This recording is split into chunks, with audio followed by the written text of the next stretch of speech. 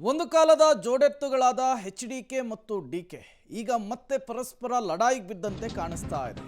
ಮಾತಿನ ಮೂಲಕವೇ ಯುದ್ಧವನ್ನ ಸಾರಿದಂತೆ ಕಾಣಿಸ್ತಾ ಇದೆ. DKಶಿ ವರ್ಸಸ್ HDK ನಡುವೆ ದುಶ್ಮನ್ ದಂಗಲ್, ಬ್ರದರ್ಸ್ ನಡುವೆ ಜೋರಾಯ್ತು ಪಂಥವಾಹನದ ವಾರ್. ಸ್ವಲ್ಪ ದಿನ ಸೈಲೆಂಟ್ ಆಗಿದ್ದ ಇಬ್ಬರು ಈಗ ಮತ್ತೆ ಅಖಾಡಕ್ಕಿಳಿದಿದ್ದಾರೆ.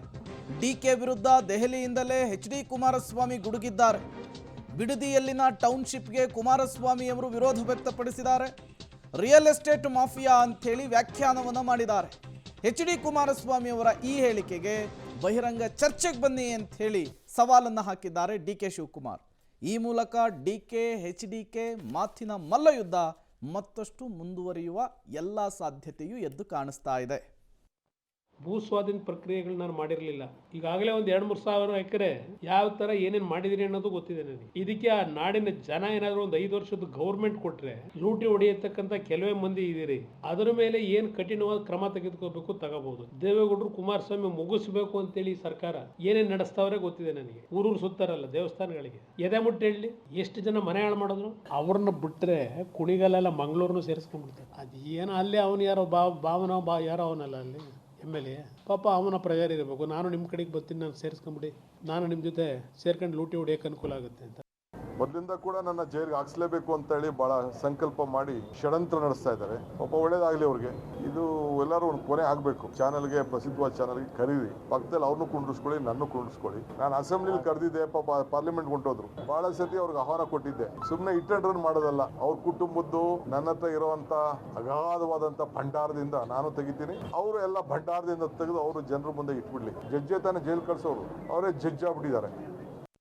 DK ಶಿವಕುಮಾರ್ ಅವರು ಹೇಳ್ತಾರೆ ಇದಕ್ಕೊಂದು ಕೊನೆ ಹಾಡಲೇಬೇಕು ಅಂತ. This is never ending. ಈ ವಿಚಾರಗಳು ಜೀವಂತವಾಗಿದ್ರೇ ಇವರುಗಳ ಮಾತುಗಳಿಗೆ ಬೆಲೆ ಬರ್ತಕ್ಕಂಥದ್ದು. DK ಶಿವಕುಮಾರ್ ಅವರ ಆರೋಪ ಏನು, ಕುಮಾರಸ್ವಾಮಿ ನನ್ನನ್ನು ಜೈಲಿಗೆ ಕಳಿಸೋದಕ್ಕೆ ಷಡ್ಯಂತ್ರ ಮಾಡ್ತಾ ಇದ್ದಾರೆ ಅಂತ ನೇರವಾದ ಆರೋಪವನ್ನು ಮಾಡಿದ್ದಾರೆ. ನನ್ನನ್ನು ಜೈಲಿಗೆ ಕಳಿಸೋದಕ್ಕೆ ಕುಮಾರಸ್ವಾಮಿ ಪ್ರಯತ್ನ, ಹಬ್ಬ ಮುಗಿದ ಬಳಿಕ ಮಾತನಾಡ್ತೀನಿ ಅಂತ DCM DK ಶಿವಕುಮಾರ್ ಹೇಳಿದ್ದಾರೆ. ಆರೋಪದ ನಡುವೆ ದಾಖಲೆಯನ್ನು ಬಿಡುಗಡೆ ಮಾಡ್ತಾರಾ DK ಶಿವಕುಮಾರ್? ತೆರೆಮರೆಯಲ್ಲಿ ಏನೋ ಪ್ರಯತ್ನ ನಡೀತಿದೆ ಅಂತ ಆರೋಪ ಮಾಡಿದ್ದಾರೆ. ತಮಗಿರುವ ಮಾಹಿತಿ ಬಹಿರಂಗಕ್ಕೆ ಮುಂದಾಗ್ತಾರಾ DCM? ನೀವಿಬ್ಬರನ್ನು ಅಬ್ಸರ್ವ್ ಮಾಡಿ ನೋಡಿ. ಈ ಕುಮಾರಸ್ವಾಮಿ ಅವರು ನನ್ನ ಹತ್ರ ಪೆನ್ ಡ್ರೈವ್ ಇದೆ ಅಂತಂದ್ರು. ಆ ಪೆನ್ ಡ್ರೈವ್ ಅವ್ರು ರಿಲೀಸ್ ಮಾಡಲಿಲ್ಲ. DK ಶಿವಕುಮಾರ್ ಕೂಡ ಇದೇನು ಮೊದಲನೇ ಸರ್ತಿ ಹೇಳ್ತಿರೋದಲ್ಲ, ಯಾವಾಗಿಂದನೋ ಹೇಳ್ತಾ ಇದ್ದಾರೆ ಇದು ಸೂಕ್ತ ಸಮಯ ಅಲ್ಲ, ಮುಂದೆ ಮಾತಾಡ್ತೀನಿ, ಇದು ಸೂಕ್ತ ಸಮಯ ಅಲ್ಲ, ಮುಂದೆ ಮಾತಾಡ್ತೀನಿ. ಆ ಮುಂದಿನ ದಿನ ಯಾವತ್ತು ಬರುತ್ತೆ ಗೊತ್ತಿಲ್ಲ. ಒಟ್ಟಲ್ಲಿ ಆಗಾಗ್ಗೆ ಇದಕ್ಕೆ ಸ್ವಲ್ಪ ಗಾಳಿ ಊದಿ ಬೆಂಕಿ ಹತ್ಕೊಳ್ಳೋ ಹಂಗೆ ಮಾಡ್ತಿರ್ತಾರೆ. ಸ್ವಲ್ಪ ದಿನ ಆದಮೇಲೆ ತಣ್ಣಗಾಗುತ್ತೆ. ಈ ಬಿಡದಿ ಟೌನ್ಶಿಪ್ ವಿಚಾರಕ್ಕೆ ಸಂಬಂಧಪಟ್ಟಂತೆ ಇಬ್ಬರು ಕೂಡ ಈಗ ನೇರವಾಗಿ ಒಬ್ಬರ ಮೇಲೆ ಒಬ್ಬರು ಆರೋಪ ಪ್ರತ್ಯಾರೋಪಗಳನ್ನ ಮಾಡ್ತಾ ಇದ್ದಾರೆ. ಈ ಬಗ್ಗೆ ಮತ್ತಷ್ಟು ಮಾಹಿತಿ ನನ್ನ ಕೊಲೀಗ ಸುಕೇಶ್ ಅವರಿಂದ ಪಡ್ಕೊಳ್ಳೋಣ. ಸುಕೇಶ್, ಈ ರೀತಿ ಇಬ್ಬರು ನಾಯಕರು ಮಾತನಾಡ್ತಿರೋದು ಇದು ಮೊದಲನೇದು ಅಲ್ಲ, ಕೊನೆಯದು ಅಲ್ಲ. ಬಟ್ ಇದಕ್ಕೊಂದು ಕೊನೆ ಹಾಡಬೇಕು ಅಂತ DK ಶಿವಕುಮಾರ್ ಅವ್ರು ಹೇಳಿದಾರಲ್ಲ, ಅದೇನು ಅವ್ರ ಹತ್ರ ಡಾಕ್ಯುಮೆಂಟ್ಸ್ ಇದೆ, ಏನಿದೆ ಅದನ್ನು ರಿಲೀಸ್ ಮಾಡಿಬಿಡ್ಬೇಕು. ಅದನ್ನು ಬಿಟ್ಟು ಅದನ್ನು ನಾನು ಮುಂದೆ ಮಾತಾಡ್ತೀನಿ ಅಂದರೆ ಈ ಸುದ್ದಿ ಹೀಗೇ ಇರುತ್ತೆ ಹೊರತು ಇದಕ್ಕೊಂದು ಕೊನೆ ಅನ್ನೋದು ಸಿಗೋದೇ ಇಲ್ಲ ಅಲ್ವಾ?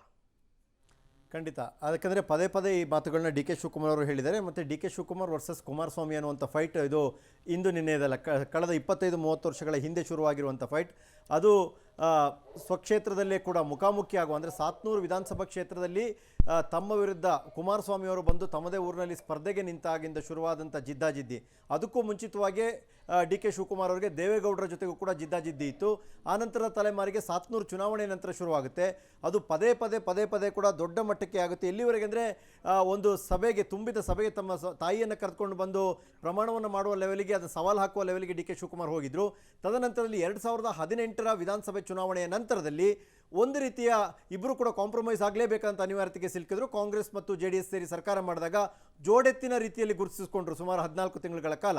ಅದನ್ನು ಹೊರತುಪಡಿಸಿದ ಅನಂತರ ಸಣ್ಣ ಪುಟ್ಟ ಬೆಳವಣಿಗೆಗಳ ಹೊರತಾಗಿ ಇತ್ತೀಚೆಗೆ ಮತ್ತು ತೀವ್ರ ಸ್ವರೂಪವನ್ನು ಪಡೆದುಕೊಂಡಂತಿದೆ ಇವರಿಬ್ಬರ ನಡುವಿನ ಜಿದ್ದಾಜಿದ್ದಿ. ಹಾಗಾಗಿ ಕುಮಾರಸ್ವಾಮಿ ವರ್ಸಸ್ DK ಶಿವಕುಮಾರ್ ಅನ್ನುವಂಥದ್ದು ಅದು ಒಕ್ಕಲಿಗ ನಾಯಕತ್ವದ ಜಿದ್ದಾಜಿದ್ದಿನ ಪೈಪೋಟಿಯೋ ಅಥವಾ ಸಮುದಾಯದ ನಾಯಕರು ನಾವಾಗಿ ಇರಬೇಕನ್ನುವ ಕಾರಣಕ್ಕಾಗಿ ನಡೆಯುವ ಪೈಪೋಟಿಗೆ ಬೇರೆ ಸ್ವರೂಪವನ್ನು ಪಡೆದುಕೊಳ್ಳುತ್ತೆ.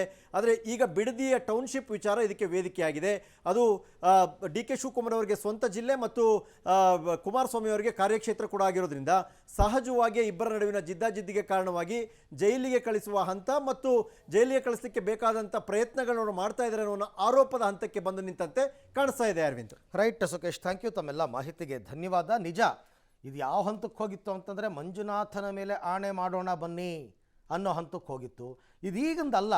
HDK ಫ್ಯಾಮಿಲಿ ಮತ್ತು DK ಶಿವಕುಮಾರ್ ಫ್ಯಾಮಿಲಿದು ಸಾತನೂರಿನಲ್ಲಿ ಮೊದಲ ಬಾರಿಗೆ DK ಶಿವಕುಮಾರ್ ದೇವೇಗೌಡರ ವಿರುದ್ಧ ಸ್ಪರ್ಧೆ ಮಾಡಿದಾಗಿಂದ ಹಿಡಿದು ಇಲ್ಲಿಯ ತನಕ ಬಂದು ನಿಂತಿದೆ. ಮಧ್ಯದಲ್ಲಿ ಒಂದು 14 ತಿಂಗಳು ಅವರು ಜೋಡೆತ್ತುಗಳ ರೀತಿ ಬಿಂಬಿಸ್ಕೊಂಡಿದ್ದನ್ನು ಬಿಟ್ಟರೆ ಈ 30 ವರ್ಷಗಳಲ್ಲಿ ರಾಜಕೀಯ ಎದುರಾಳಿಗಳಾಗೇ ಅವರು ಕಾಣಿಸ್ಕೊಂಡಿದ್ದಾರೆ.